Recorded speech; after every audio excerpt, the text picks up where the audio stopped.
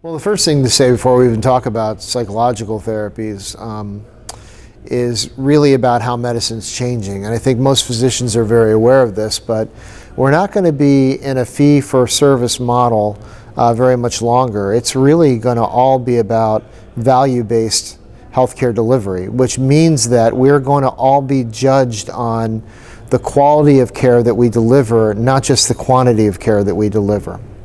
In fact, in this month's issue of the American Journal of Gastroenterology, we, along with, and Gastroenterology published the same thing, by the way, it were a series of documents, a series of manuscripts that talk about quality measures that are likely to be utilized or recommended to be utilized in terms of judging and a whole variety of different endoscopic procedures. So real change is coming down the pipe, and unfortunately it's not going to be voluntary. So everybody, all of us, myself included, are going to have to start thinking about how we're going to move from this fee-for-service based model to a quality-based model.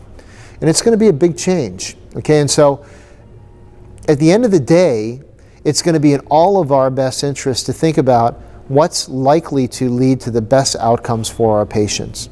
There's no question that if you look at a variety of different disorders, certainly what I do is functional GI disease, and certainly within the functional GI disease model, a multidisciplinary approach leads to better outcomes than just medications alone. And I think that as the data is rapidly emerging in support of things like diet, things like behavioral therapies, it's going to be harder and harder to not have those factors incorporated into your practice. Patients are demanding it.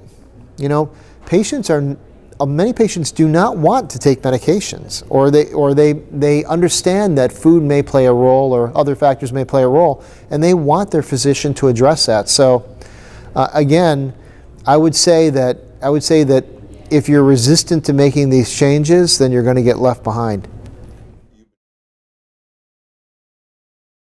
So one question has to do with discoveries which change the way we practice that improve outcomes for our patients. That's one issue. And then there's a separate issue that has to do with what people will pay for, what third-party payers will pay for. And I don't think those two things are necessarily linked. It'd be nice to think that they are, and many times they are, but oftentimes they're not. I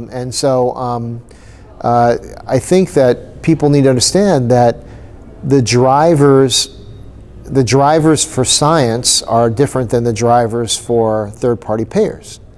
So, and it's, by the way, it's not that I want to make the accusation that all third-party payers are bad people or bad organizations, but at the end of the day, they're accountable to stretch their dollars as cost effectively as they can, and for public companies, they're accountable to shareholders. So again, they have a very different a different reporting structure than those of us that are primarily interested in making our patients better. As science progresses and we learn more about what can really help our patients, we have to advocate for our patients. And over time, if history is any guide, third-party payers will eventually start to pay for things that work.